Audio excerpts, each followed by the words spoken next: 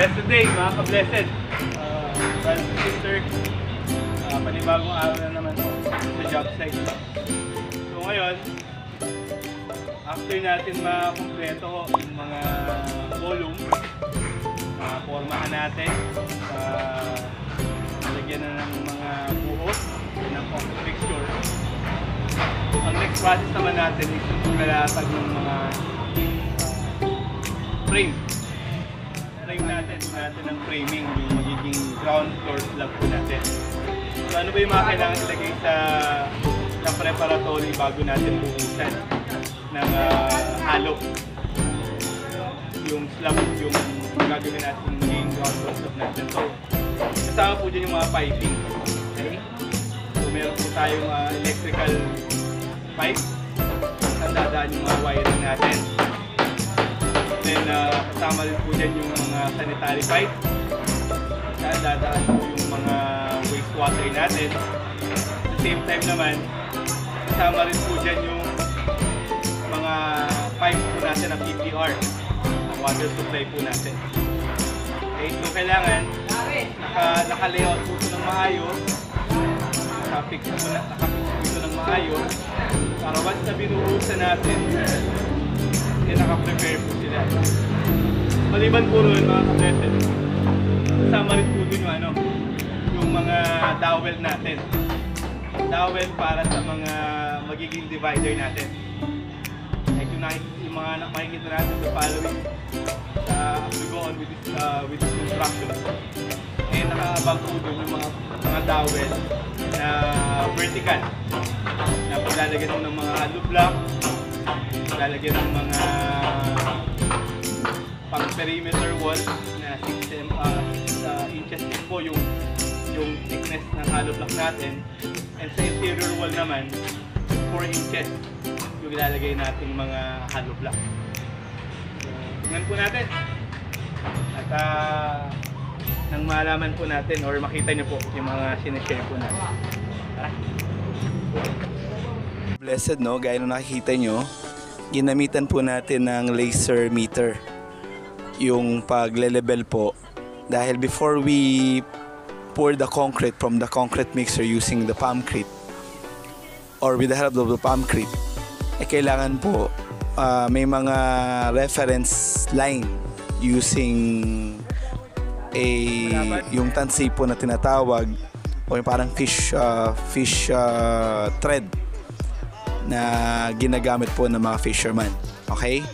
So from there, i-layout po ng maigi to, i-scatter po sa bawat area para po lahat po ng pagbuhos po nung concrete po natin o yung concrete mixture, mailatag po siya ng maayos or ng level po based po dun sa nakalatag ng mga tansi. Okay? So gaya na nakikita nyo, we're all prepared. At parating na po yung concrete mixer po natin para once na dumating po yun, dire-diretso na po yung pagbuhos at paglatag po natin ng concrete. Okay? So from here, makikita nyo po na lahat po ng mga nasa ilalim natin na attached na mga fittings or mga pipes, including the sanitary pipes, electrical pipes, it is well fixed para po once na nilatag po yun, nasa ilalim po siya or kasama po matatabunan nung framing natin na made of rebars, which is 12 mm vertical and horizontal bar, which is composed of 10 mm diameter corrugated bars. Okay? So from here naman mga ka-blessed, meron po kasi measurement tong yung mga framing natin. So kailangan to basic po to or standard po sa ginagawang floor framing. So may mga measurement po yan, depende po yan mga ka-blessed, no? So I cannot specify kasi baka mamaya kailangan po ginagawa po to ng isang registered or civil or licensed civil engineer po. Ground floor slab 12 mm, using 12 mm rebars and 40 by 40 spacing. Okay. So ito na po mga ka-blessed, no? Kasulukuyan na pong ilalatag po yung pumpcrete natin or nilatag na po nila para po pagdating po ni concrete mixer truck nakapwesto na po si pumpcrete. So may mga nilatag po silang mga tubo, steel pipes, more or less mga nasa 4 to 6 inches diameter po yung laki po nila. So well prepared na po tayo para pagdating po ay dire-diretso na po. So ito po nakita niyo mga kabless sa picture na gradually pino-pour out po yung concrete mix. Sa dulo po nagsimula, then paunti-unti po papunta po yan sa harap. Okay? So may switch po yung pumpcrete natin. Kaya once na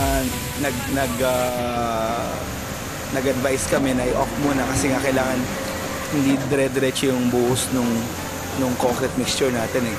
Kasi kailangan malatag muna siya. Ngayon pag na-obtain na yung specific height o yung proper height niya, ipoposition naman yung pinaka opening nung pumpcrete pipes doon sa area na wala pang concrete or mababa pa yung nailagay na concrete. So from here mga kablesan, before nga pala tayo mag-distribute ng concrete mix, merong ito nakita sa picture, yung 3 piraso po na concrete samples.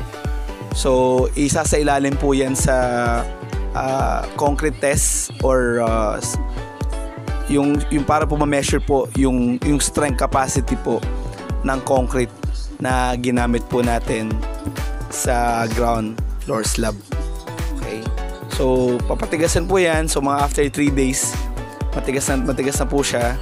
The concrete mixture supplier will get these samples, and from there they will bring it to a testing laboratory po para din maibigyan po tayo ng result na written result po ng mga strength ng mixture po natin. So ito po mga ka-blessed, no?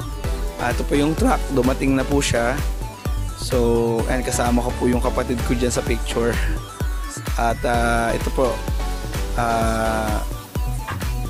nakalagay po dito yung date tsaka yung pangalan po, yung location po ng project, no? So yan po yung nilatag po natin, but ito mag-start na po tayong mag concrete pouring. So ang preparatory doon mga ka-blessed, no, doon sa area na yun, dito pala nakita, binugahan po natin ng tubig. So ayan, ito po itong ginagawa po na sa left side, nile-level po nila using yung aluminum tubular yung nailatag na concrete flooring. So ngayon dito naman sa right side, kung nakita niyo may hose na hawak yung si foreman, yung biyanan ko po, na water hose para bugahan ng tubig before we pour out the concrete. Kailangan mabasa muna yung area para yung adhesion nung concrete at saka nung pinaka base niya magkaroon ng mas matibay na adhesion. Okay? So ayan mga ka-blessed, no, tuloy-tuloy po yung pumping po ng pumpcrete.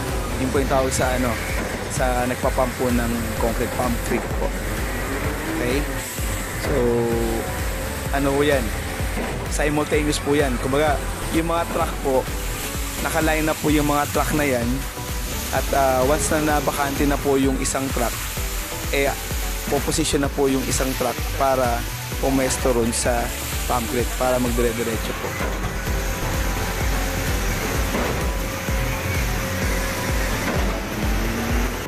Okay, so gaya ng mga nakita natin mga ka-blessed, no, dire-diretso naman po yung maglalagay natin ng mga framing po para sa ground floor slab po natin. So, nakita nyo rin po sa video na nalagyan na natin siya ng mga pipes natin.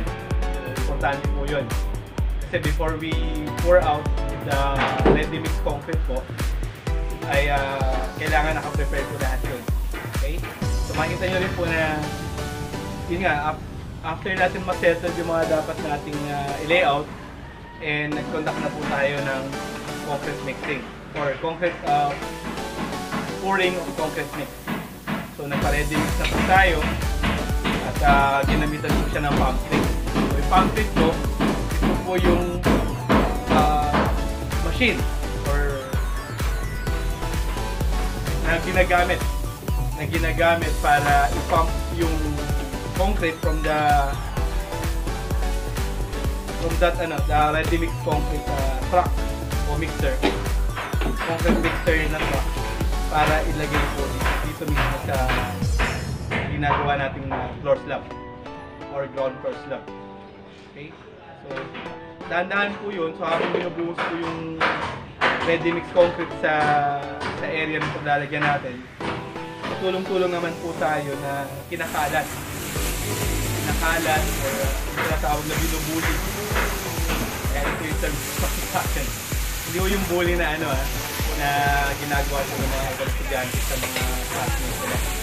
So kinakalat po siya, then nilalatag, then may yung pinakamadela na tinatawag po nila, gaya ng mga hawak po sa video, yun po yung pinangkakalat. Meron pinangbabatak po tayo na aluminum na angular or tubular na aluminum, medyo mahaba, siguro mga 3 meters or 2.5 meters po yung haba niya, ay yun po yung pinangpapantay sa binuhos po na ready mix. So well, again, thankful naman po tayo, nag-ayos po yung pagbubuhos natin o yung paglalatag natin ng ground floor slab po natin.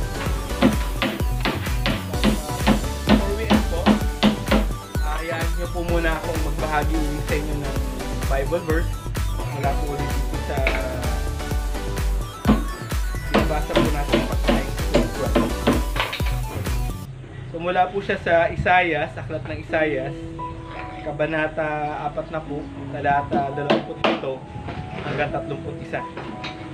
Nakalagay po dito, lumapit kayo sa akin, kayong lahat na nahihirapan at nabibigatan sa inyong pasanin, at bibigyan ko kayo ng kapahingahan.